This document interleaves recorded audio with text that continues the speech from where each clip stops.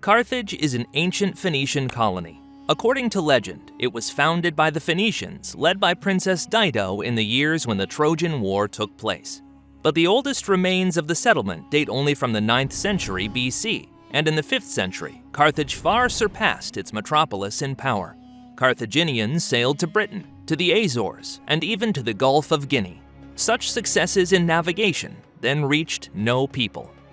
Both Phoenician Carthage and Latin Rome had a common enemy, Greek colonists, who in those years began to actively settle the western coast of the Mediterranean. It is therefore inconceivable that for a long time Rome and Carthage were allies. The cities signed a cooperation agreement. In 383, they even divided among themselves the lands that were to be conquered.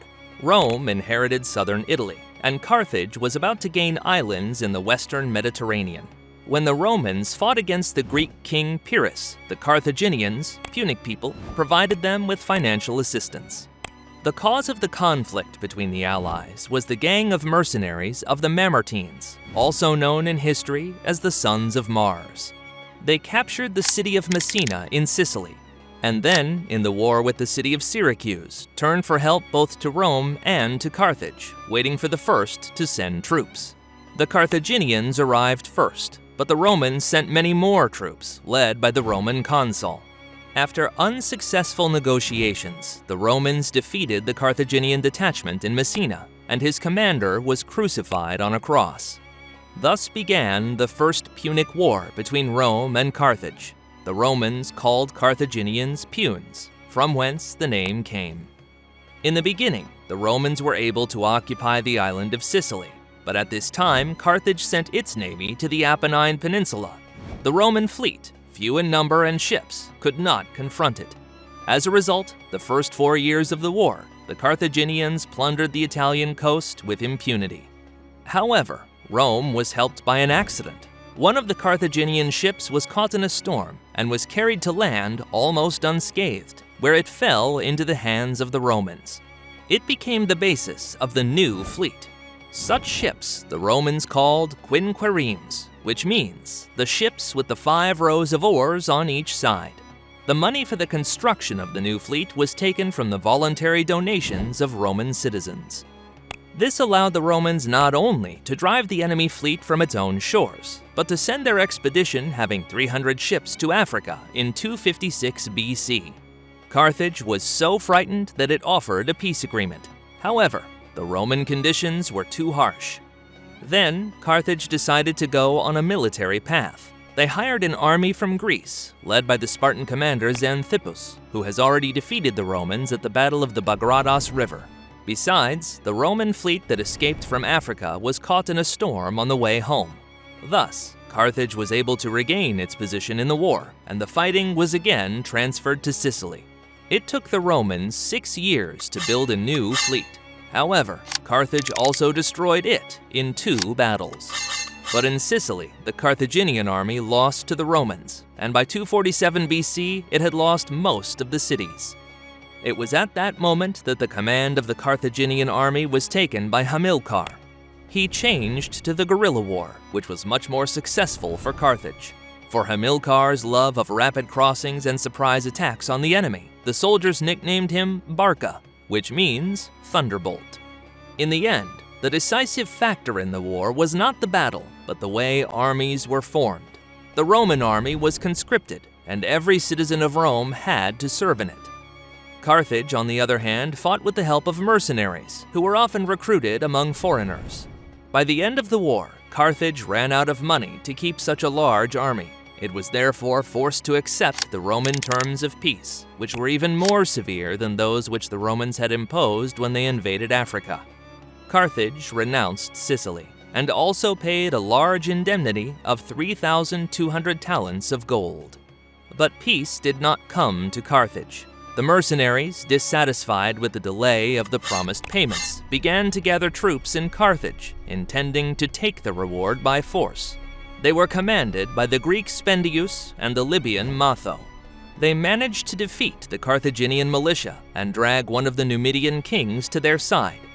Only 4 years later, the Carthaginian commander Hamilcar Barca was able to defeat the mercenaries due to the treason of the same Numidian king. To do this, Hamilcar had to marry his younger daughter to him. These events will go down in history as the Mercenary War. The Romans could not fail to take advantage of these disturbances. Therefore, while Carthage was engaged in a war with mercenaries, Rome also has taken over the islands of Corsica and Sardinia, which by peace treaty were recognized as territory of Carthage. The loss of these islands adversely affected the Carthaginian economy. Therefore, Hamilcar Barca led the Carthaginian conquest of Iberia, famous for abundance of silver. Not only did this save Carthage from economic decline, but it gave money for a new war with Rome. In 221 BC, the son of Hamilcar, Hannibal Barca, was appointed as a commander of the Carthaginian troops in Iberia. He was aspiring to war with Rome, and 2 years later he found a reason for this. The Greek city of Saguntum, an ally of Rome, was at war with the Iberian tribes. Hannibal defended the Iberians. He besieged Saguntum for 8 months, after which he captured the city and massacred the entire male population. In response, Rome declared a second war on Carthage. Hannibal raised an army of 60,000 soldiers, mostly mercenaries, but among them was a detachment of heavy infantry formed from the Carthaginians themselves under the command of Hannibal's brother, Mago Barca. It also included 9,000 Numidian horsemen of King Naravas and 40 war elephants. Hannibal had the right strategic thinking. He decided to bypass the well-fortified garrisons on the Mediterranean coast through the mountain passages, so he wouldn't have to storm them. The Romans did not expect this, and although the transition was not long, it was incredibly difficult. Only half of Hannibal's army survived, and nearly all of his war elephants died. But Hannibal got lucky once again, because it was then that the Padanian Gauls rebelled against the Romans and restrained the Roman army, which went out towards the Carthaginians. They also reinforced Hannibal. This allowed Barca not only to rebuild his army, but also to defeat the Romans twice during 218 BC, first on the banks of the Ticinus River and then near the Trebia River. With the help of new mercenaries, Hannibal increased his army to 40,000 infantry and 6,000 horsemen. The Romans, the following year, assembled a retaliatory 40,000-strong army under the command of the new consul, who marched north to confront Hannibal. But the Carthaginians appeared to be more cunning. They lured the Romans to the mountain pass at Trasimene Lake, where they ambushed and killed about a third of the Roman legionnaires, and their commander along with them. Hannibal could have marched to Rome, but he did not. His troops would not be enough to capture such a large city. Instead, he went to the south of Italy. Romans understood that Hannibal was a threat to their city. Therefore, to save the homeland from the Carthaginians, Fabius Maximus was elected as a Roman dictator. He refused to fight with Carthaginians. Instead, he turned to small skirmishes, destruction of supplies, and pursuit of Carthaginians. All this only wearied Hannibal's army, thinning its ranks, while the commander himself unsuccessfully tried to replenish the army with Greek mercenaries. It is worth noting that the tactic of Fabius Maximus was not popular with the Romans, who mocked him with the nickname Cunctator, ridiculing his indecision. As soon as Fabius Maximus's term expired, the new consuls were chosen among his fiercest critics. They assembled an army of 80,000 Roman legionnaires and went after Hannibal to give him a decisive battle.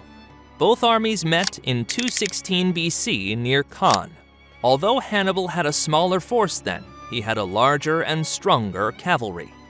It was with the help of the cavalry that he surrounded the Romans and dealt them a merciless defeat. At least half of the Roman army was killed on the battlefield. More than 10,000 legionnaires were captured, including 80 senators. Only 16,000 legionnaires were able to escape from the battlefield. They were sent from their native Italy to serve in Sicily as a punishment. There, command was taken by Publius Scipio, who would be famous as a prominent military leader in the future. Rome was in despair. Roman historian Titus Livius noted that this year, 2 slaves were sacrificed in the city as a sign of a request to the gods to save Rome from enemies.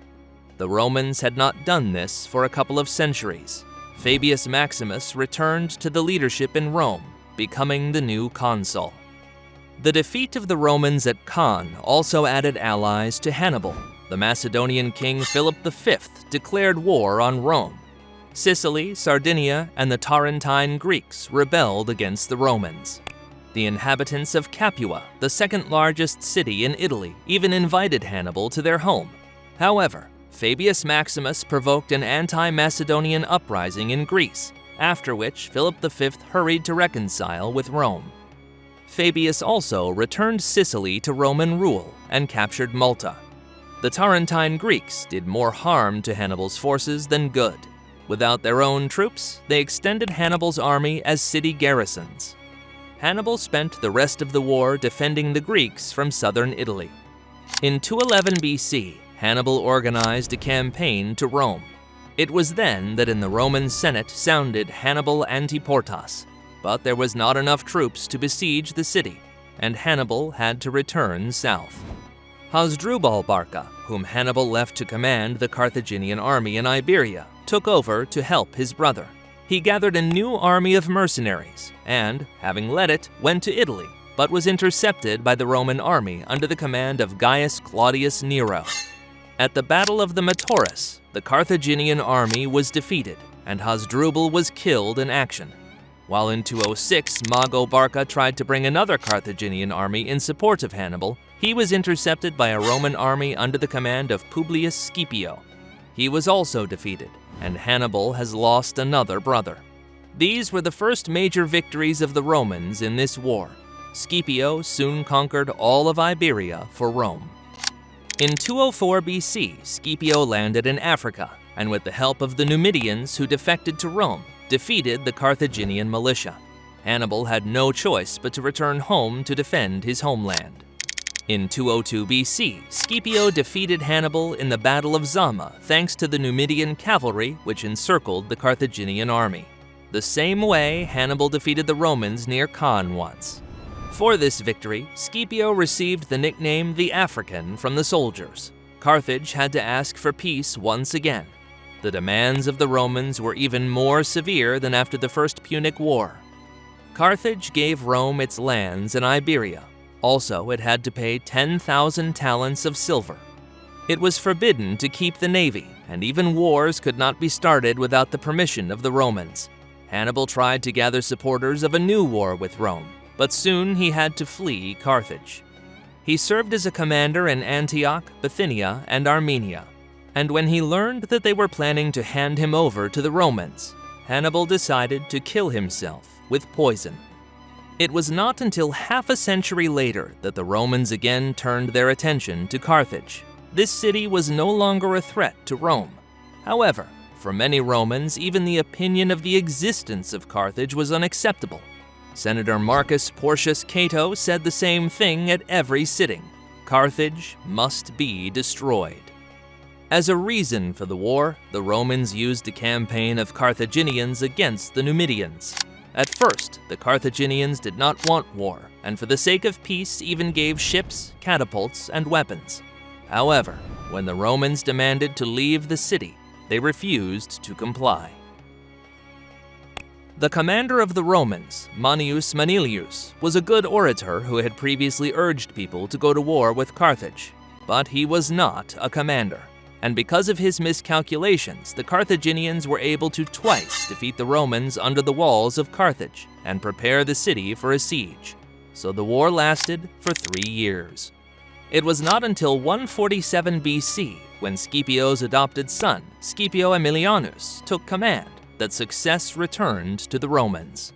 To discipline the army, he ordered the expulsion of 4,000 legionnaires who had committed anything against the army's rules.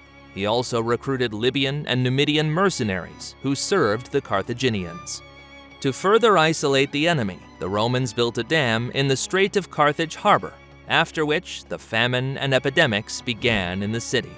But even then, it took them 6 days of continuous assault to capture the city.